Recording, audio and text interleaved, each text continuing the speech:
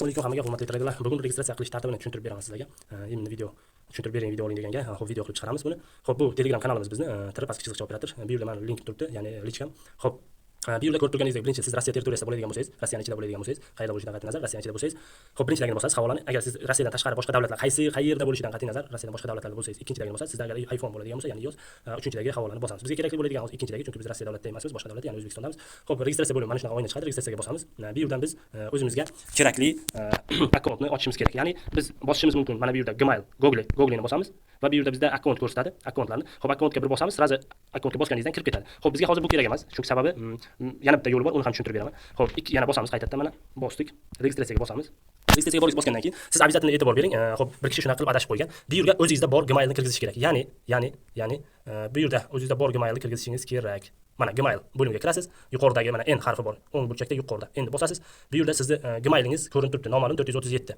Biz bosamiz bu yerga. Mana noma'lum 437 Gmail va bu yerga xohlagan parolingizni kirgizishingiz mumkin. Misol uchun 1 2 3 4 5 6 7 8 9 bo'ldi, tamom. Bosamiz, registratsiyani bosamiz. Akkauntga kirib olganingizdan keyin sizda mana bunaqa oyna chiqadi birinchisida. Xo'p. Mana bunday liniya chiqadi. Faqat sizda liniya ko'rsatadi. Siz nima qilasiz? Bosasiz, liniyaga switchga o'tkazib olasiz va показать timerga qo'shib olasiz. Bo'ldi. Sizda polni ekran ko'rsatadi, chotki hammasi ishlab turadi. Mana qaranglar. Xo'p, sizda endi qiladigan narsangiz nima bu yerda? Hisob to'ldirishingiz mumkin. Hisobingizni to'ldirishingiz mumkin yoki registratsiyadan o'tishingiz mumkin. Registratsiyadan o'tib qo'yish kerak. Pul solishda kerak bo'lmaydi, lekin pul chiqarishda registratsiya o'tmasangiz chiqarib bo'lmaydi. Xo'p, sizga kerak bo'ladigan profil bo'limi, ya'ni mana kirdik, yuqorida odamchani bosdik, profilga bosdik, yana bitta profil. Xo'p, bu yerda ko'rib turibsiz, buni nima qilamiz? Bu yerda ism familiyani to'ldiramiz, bu yerdan ham to'ldiramiz, bu yerda telefon raqam, bu yerga data rождения. Hammasini to'ldirasiz bu yerda. Xo'p, keling, istagan so'z summani, ya'ni nimamizni yozamiz?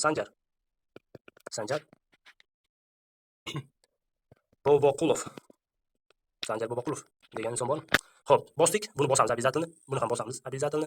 Xo'p, bu yerga telefon raqam kirgizamiz, bu yerga data rождениeni kirgizamiz. 11 yanvar 2001-yil. Xo'p, bosdik. Buni ham belgiladik. Keyin bizda mana bunaqa joy chiqadi. Ko'rib turganingiz, uказать страны, ya'ni подтвердить yozib turibdi. Uказать страныga bosamiz, bu yerdan o'zbekchadan uz deb yozamiz. Mana O'zbekiston chiqdi, belgilaymiz.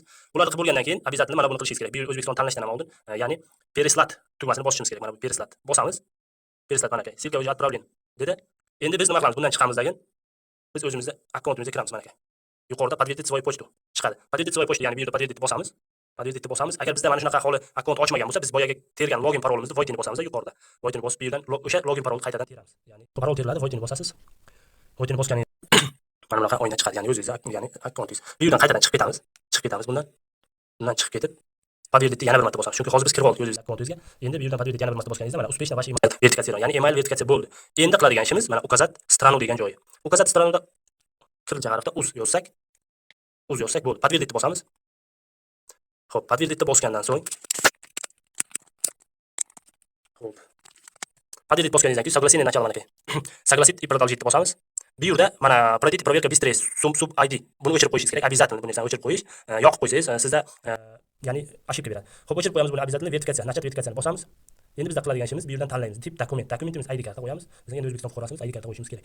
Pasport qo'ysa ham bo'ladi, видно жительство, водительские права kirgizsa ham bo'ladi. Ya'ni sizda yoningizda ID karta yo'q, водительские права bilan qo'shsangiz bo'ladi. Xo'p, продолжить bosamiz. Bu yerda rasmga tushiring deyapti. Ko'ryapsizlar? ID ni обязательно rasmga tushiramiz. Agar bizda ID bo'lmasa, buni razjet bosib qo'yamiz. Yana bir marta razjet. Bu yerda agar sizda ID bo'lmasa, siz mana bu yonida, yumaloq nimaning yonida kartingani rasmi turibdi. O'sha kartingaga bosasizdan Dalshi qanday bo'ladi? Dalshi hammasi oddiy bo'ladi. Xo'p, rasmni загрузка qilsangiz bo'ladi. Pas ID kartani oldi, orqa rasmini qo'yasiz. Endi uni o'zbekchaga qo'yib olsangiz, mana menda hozir ruscha ko'rsatyapti. O'z tilini tanlasangiz, ruscha, o'zbekchaga tanlab qo'ysangiz, o'zbekchada davom etasiz. Qani tilni tanlashni ham tushuntirib berib o'tib ketaman. Xo'p, dalshi tushuntiraman sizga. Xo'p, ochadi, oyna oldi, orqa rasmga tushirasiz yoki bo'lmasa загрузка qilasiz oldi orqasini. Undan keyin yana pastdan согласение, ya'ni подтвердить tugmasi chiqadi, подтвердить bosasiz.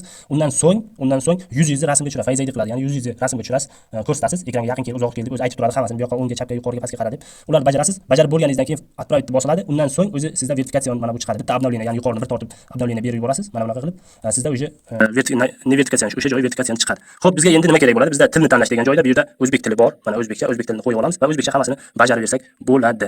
Xo'p, endi savdo bo'limi bo'ldi. Endi keyingi videoda sizlarga пополнение qilishni tushuntirib berib o'tib ketaman. Hammaga sog'lik do'stlar.